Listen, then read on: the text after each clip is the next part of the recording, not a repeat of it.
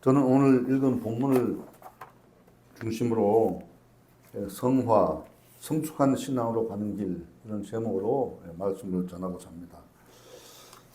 사람은 나이가 들어갈수록 성숙해지죠. 말이 깊어지고 생각과 또 행동이 신중해집니다. 그리고 인격이 온유해지고 품위 있게 익어갑니다. 마치 열매가 익어가듯이 그렇게 인격이 익어가는 것이 우리 인생의 사람들이 걸어가는 길입니다. 그런데 나이가 들었는데도 여전히 어린아이처럼 생각하고 또 말하고 행동한다면 겉모습만 어린아이일 뿐이고 어른이고 내면은 어린아이와 같은 그런 사람이 되는 것입니다. 사람들은 이런 사람을 성인아이라고 부르죠. 전문용어로는 성인아이라고 부릅니다. 신앙도 마찬가지입니다. 믿음의 연수가 길어질수록 열매가 익어가듯이 말과 행동과 생각이 또 우리 삶이 예수님을 닮아가는 삶이 되어야 되는데 그렇지 못한 경우가 많이 있습니다. 우리가 평생 이루어가야 할 삶이 우리가 성화가 우리의 생활의 목표고 또 삶의 여정입니다. 날마다 십자가 앞에 겸손히 나아가고 또 성령님의 인도하심 따라서 살아가며 예수님의 성품을 우리가 닮아가야 될 것입니다. 그런데 신앙의 연주가 오래되었는데도 불구하고 인격이 아직까지 익지 않아서 여전히 이기적이고 다투고 시기하고 비난하고 비판하는 사람들이 많이 있다는 것입니다. 교회 안에뿐만 아니고 교회 밖에서도 그렇게 예수님께서 우리에게 주신 은혜로 살지 않고 율법적으로 살면서 그렇게 살아가는 분들이 계십니다. 오늘 저는 이 말씀을 중심으로 해서 우리가 어떻게 하면 성화를 이루면서 성숙하는 삶으로 우리가 나아갈 것인가, 하나님께서 기뻐하시는 삶을 살 수 있을까, 그렇게 함께 말씀을 나누도록 하겠습니다. 사람이 변화되는 데는 세 가지의 단계가 있다고 합니다. 첫째, 저주 아래에 있는 사람들을 보게 됩니다. 저주 아래에 있는 사람. 인간은 태어날 때부터 죄를 성을 지고 태어나죠. 왜냐하면 인류의 조상 아담이 하나님께 불순종함으로 인해서 죄를 지었기 때문에 그렇습니다. 그러므로 아담의 후손으로 태어난 모든 사람은 죄의 저주 가운데 태어나게 됩니다. 그래서 저주 아래 노인자가 되는 것입니다. 창세기 2장 16절 17절에 보게 되면 여호와 하나님이 그 사람에게 명하여 이르시되 동산 각종 나무의 열매는 내가 임의로 먹되 선악을 알게 하는 나무의 열매는 먹지 말라. 내가 먹는 날에는 반드시 죽으리라 하시니라. 이렇게 성경은 하나님께서 그렇게 말씀하셨습니다. 이 말씀은 하나님께서 주시는 놀라운 축복의 말씀입니다. 왜냐하면 동산의 선악과를 제외하고는 모든 과실은 다 먹을 수 있다고 허락하신 겁니다. 그래서 나무에 있는 열매를 우리가 그냥 따서 먹으면 되는 겁니다. 땀도 흘리지 않고 노력하지 않아도 하나님께서 다 사시사철 열매가 열리게 하니 그걸 먹으면 되는데, 그런데 아담과 하와는 이 축복의 말씀을 깨닫지 못하고 마귀의 유혹에 넘어가서 선악과를 먹고 하나님 앞에 죄를 짓게 됩니다. 그래서 바로 죄의 저주 아래 아담과 하와가 놓이게 됨으로 말미암아 그의 후손들은 전부 죄의 저주 아래서 살아가게 된 것입니다. 창세기 3장 17절에서 19절에 아담에게 이르시되 내가 내 아내의 말을 듣고 내가 내게 먹지 말라 한 나무의 열매를 먹었은즉 땅은 너로 말미암아 저주를 받고 너는 내 평생에 수고하여야 그 소산을 먹으리라. 땅이 내게 가시덤불과 엉겅퀴를 낼 것이라. 내가 먹을 것은 밭의 채소인즉 내가 흙으로 돌아갈 때까지 얼굴에 땀을 흘려야 먹을 것을 먹으리니 내가 그것에서 취함을 입었음이라. 너는 흙이니 흙으로 돌아갈 것이니라 하시니라. 아담이 하나님의 명령에 불순종하는 죄를 지음으로 삼중 저주라는 무서운 형벌을 받았습니다. 평생 수고하고 땀을 흘려야 먹을 수 있게 됐고, 비옥한 땅은 저주를 받아서 가시덤불과 엉겅퀴를 내버렸습니다. 사람의 인생이 마치 가시덤불에 얽힌 것처럼 고난과 고통으로 얽매여지게 된 것입니다. 그리고 영원히 살 수 있는 존재였는데 죽을 수밖에 없는 그런 존재가 되고 말았습니다. 흙으로 돌아가는 인생이 되고 말한 것입니다. 죄는 단순히 실수가 아니라 하나님과 관계를 단절시키는 영적 타락입니다. 아담의 큰아들 가인은 동생 아벨을 시기하여 돌로 쳐 죽이는 인류 최초의 살인자가 되었습니다. 아버지 아담의 죄성을 타고났으니 그 죄성이 분노로 일어나고 그리고 시기하고 질투하여 동생을 쳐 죽이게 된 것입니다. 가인의 살인은 죄가 얼마나 빠르게 인간의 삶을 파멸로 이끄는지를 우리가 보게 됩니다. 이처럼 인간은 아담의 죄로 말미암아 본래 상태에서 크게 벗어나 죄 가운데 태어나고 죄 가운데 살다가 죄 가운데 죽어가는 인생이 된 것입니다. 그런데 이 죄의 문제를 우리가 풀어야 하는데 어떻게 풀 수 있을까요? 인간 스스로는 이 죄의 문제를 풀 수가 없습니다. 그래서 인간의 노력과 도덕적으로 아무리 노력해도 죄의 근본 문제가 해결될 수가 없는 것입니다. 누군가 죄의 문제를 해결해 줘야 되는데 바로 예수 그리스도께서 우리의 죄의 문제를 해결할 수 있는 분이십니다. 하나님은 인간을 타락에서 구원하기 위해 원대한 구원의 계획을 세우셨는데 그것이 바로 이스라엘 민족의 조상 아브라함의 계보를 통해서 야곱, 유다, 다윗의 계보에서 인류를 구원할 예수님을 이 땅에 보내주신 것입니다. 그래서 저주 아래 놓인 인간 대신 십자가를 직접 예수님께서 지시고 우리를 위해서 인류에 죽으시고 우리 인류의 대역사를 구원의 대역사를 만들어 가게 된 것입니다. 이스라엘 민족이 한때는 애굽에서 살던 때가 있었습니다. 지금으로부터 3,800년 전, 한 3,800년 전에 아브라함의 손자 야곱 이스라엘이 기근을 피해서 가족 70명을 데리고 가나안 땅에서 애굽으로 이제 이주를 하게 됩니다. 내려가서 날강하류 고센 땅 람셋이라는 곳에서 살았는데 정착해서 살다 보니까 자손들이 430년 동안 그곳에서 번창해서 큰 민족을 이루게 된 것입니다. 애굽의 왕 바로는 이스라엘 백성들이 크게 번창하고 그 수가 많아지자 겁을 먹고는 이스라엘 민족을 노예로 삼았습니다. 그리고 고된 노동과 고통을 주게 된 것입니다. 그래서 하나님께서는 이스라엘 백성을 출애굽시켜서 아브라함, 야곱, 이삭에게 약속한 그 가나안 땅으로 다시 돌려보내기로 마음을 먹으시고 그렇게 이제 일을 행하게 됩니다. 그런데 이스라엘 백성이 애굽에 탈출한 지가 40년째 되는 해에 이제 가나안 땅으로 진군해야 이제 들어가야 될 그런 상황이 되었습니다. 그런데 그때 불뱀 사건이 생긴 것입니다. 하나님은 모세에게 호르산, 지금 말하면 시내산입니다. 시내산에서 출발하여 홍해 길을 따라 에덴 땅을 우회하여 가나안으로 행전하라고 명령을 했습니다. 그러자 백성들은 그 길을 못마땅하다며 하나님과 모세를 원망하고 불평했습니다. 왜냐하면 길이 우회하는 길이고 먹을 것도 없고 물도 없고 하찮은 음식을 우리가 어떻게 먹겠느냐 그렇게 하면서 불평을 한 것입니다. 민수기 21장 5절에 백성이 하나님과 모세를 향하여 원망하되 어찌하여 우리를 애굽에서 인도해 내어 이 광야에서 죽게 하는가. 이곳에는 먹을 것도 없고 물도 없도다. 우리 마음이 이 하찮은 음식을 싫어하노라 하며 이렇게 40년을 광야에서 떠돌면서 하나님께서 다 이렇게 먹이시고 입히시고 했는데도 불구하고 하나님을 또 원망을 하는 겁니다. 이제 좀 있으면 가나안 땅에 들어가는 그런 중요한 시기에 불뱀 사건이 이제 일어나게 된 것입니다. 하나님을 원망하고 모세를 원망하니까 하나님께서 불뱀을 보내시게 된 겁니다.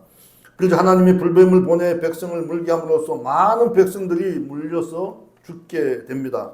민수기 21장 7절에 보면 백성들이 모세에게 하나님과 당신을 향하여 원망함으로 우리가 범죄하였으니 하나님께 기도하여 이 뱀을 우리에게서 떠나게 해달라고 요청을 합니다.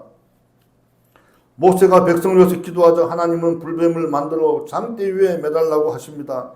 8절에 보게 되면 여호와께서 모세에게 이르시되 불뱀을 만들어 장대 위에 매달아라.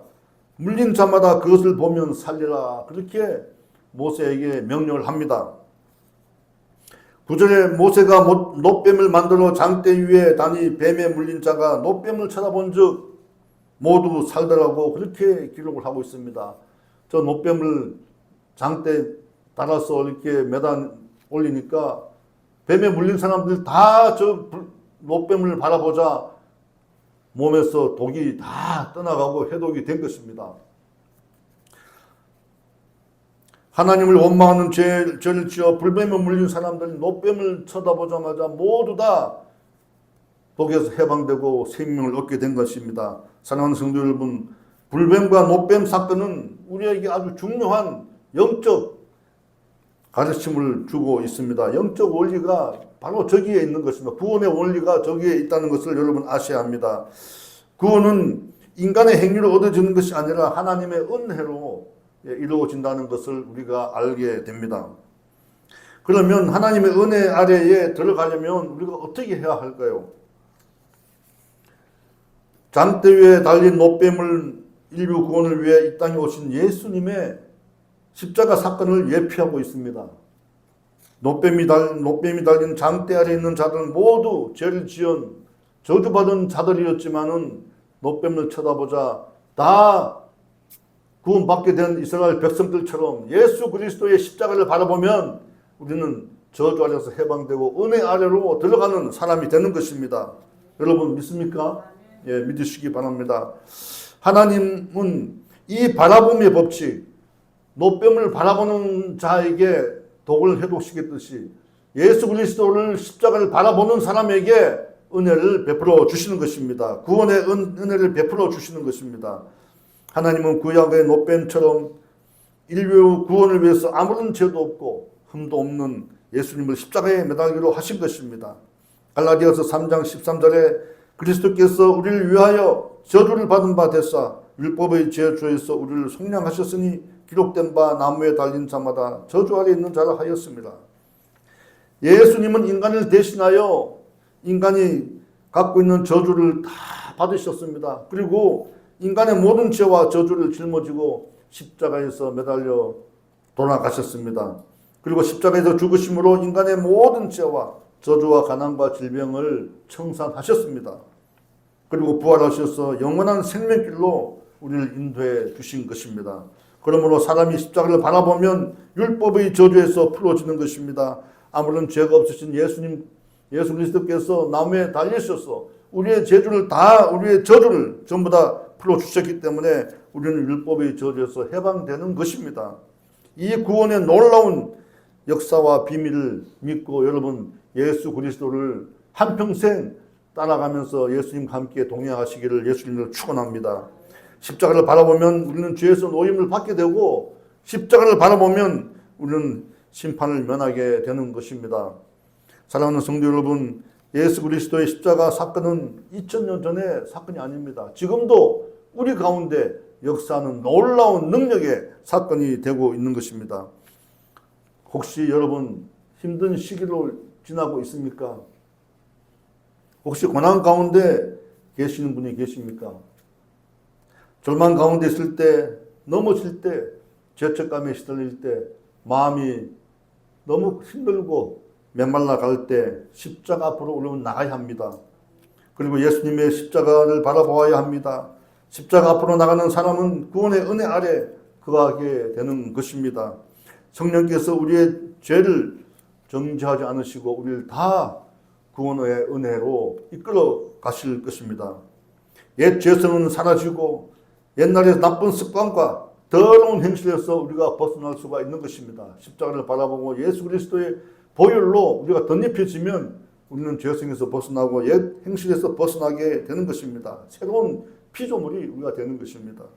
십자가 앞으로 나가는 사람에게는 더 이상 죄가 그 사람을 주장하지 못하게 됩니다. 로마서 6장 14절 말씀입니다. 죄가 너희를 주장하지 못하리니 이는 너희가 법 아래 있지 아니하고 은혜 아래 있음이라. 할렐루야. 구약은 율법을 인해서 하나님께서 다스렸지만은 신약은 은혜 아래, 예수님의 말씀의 은혜 아래, 십자가 아래 우리가 거할 수 있도록 해 주신 것입니다. 예수님 오신 이후에 우리에게 하나님의 은혜를 베푸셔서 예수님을 통해서 우리를 다 구원하셨고 성령님을 보내주셔서 예수님께서 부활 승천하신 다음에 성령님을 보내주셔서 우리가 성령의 은혜 아래 우리가 살아가게 하신 것입니다. 그러므로 더 이상 율법이 우리를 주장하지 못합니다. 죄가 우리를 주장하지 못합니다. 왜냐하면 하나님께서 은혜로 다 씻어냈기 때문입니다. 우리는 십자가의 은혜 아래 살아가고 있습니다. 그러므로 십자가 앞으로 나가는 사람만이 구원의 은혜를 입게 됩니다. 십자가를 바라보며 죄를 고백하면 죄사함을 받는 것입니다. 올해 초 여러분 모두 다 교회에서 행하는 말씀 뽑기를 했을 겁니다.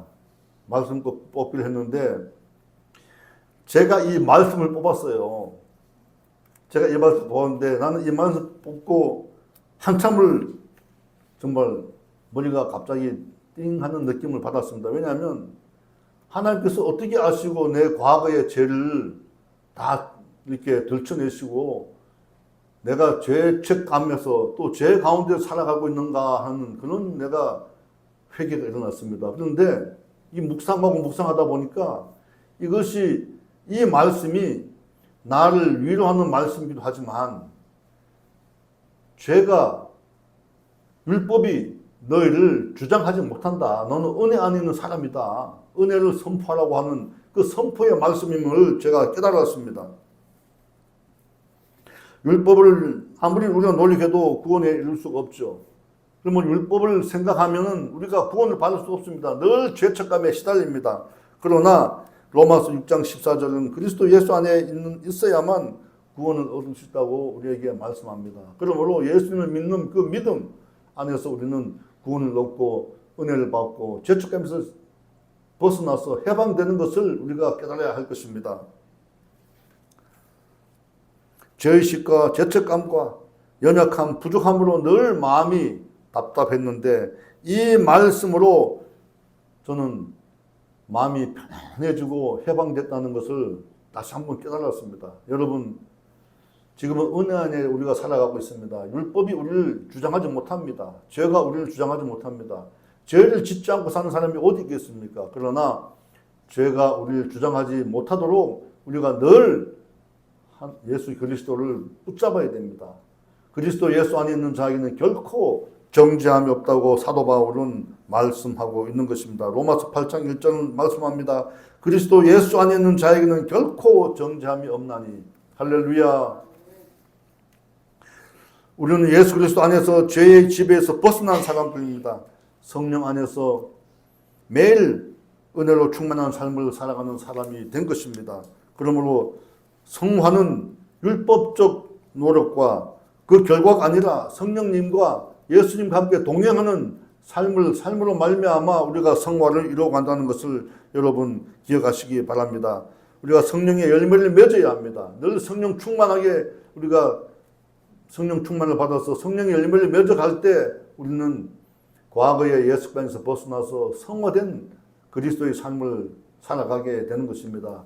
예수님의 성품까지 우리가 걸어가야지만 우리가 구원받은 사람으로서 세상 사람과 구별된 삶을 살게 될 것입니다. 여러분 성령의 9가지 열매를 다 아시죠? 성령의 열매는 사랑과 희락과 화평과 오래 참음과 자비와 양성과 충성과 온유와 절제입니다. 이런 예수님의 성품을 우리가 닮아갈 때 우리는 마음이 평안해지고 세상과 구별되는 삶을 살아가며 예수님과 함께 늘 동행하면서 기쁨과 즐거움으로 생활할 수가 있을 것입니다. 항상 기뻐하라, 쉬지 말고 기도하라, 범사에 감사하라. 이 말씀이 우리 안에서 체화되어서 우리가 늘 기뻐하게 되고 하나님 앞에 기도하게 되고 또 감사한 마음으로 세상을 살아가게 되는 것입니다. 매일 성령과 동행하는 여러분이 다 되시기를 예수님 이름으로 축원합니다. 성령님 어서 오십시오. 성령님 환영합니다. 모셔드립니다. 그렇게 매일매일 성령님과 동행하시기를 예수님 이름으로 축원합니다. 셋째, 어떻게 성화의 모습으로 이 땅에 우리가 살아갈 것인가? 예수님은 우리에게 너희는 세상의 소금이요 세상의 빛이라고 말씀하셨습니다. 은혜를 받은 사람은 반드시 변화가 됩니다. 내면의 변화는 삶의 열매로 나타나게 됩니다. 과거에 다투고 화내고 시기하고 질투하고 분노하던 그런 성격이 변화되어서 온유하고 화평한 성격으로 변화가 되는 것입니다. 절제하고 충성스러운 성격으로 바뀌게 되는 것입니다. 예수님은 죄사함을 받은 우리에게 너희는 세상의 소금이라 너희는 세상의 빛이라고 말씀하셨습니다. 마태복음 5장 13절에서 15절 말씀입니다. 너희는 세상의 소금이니 소금이 만일 그 맛을 잃으면 무엇으로 짜게 하리요. 후에는 아무 쓸데없어 다만 밖에 버려져 사람에게 밟힐 뿐이니라. 너희는 세상의 빛이라. 산 위에 있는 동네가 숨겨지지 못할 것이요 사람이 등불 아래에 말을 두지 아니하고 등경 위에 두나니 이러므로 집 안 모든 사람에게 비치느니라. 아멘.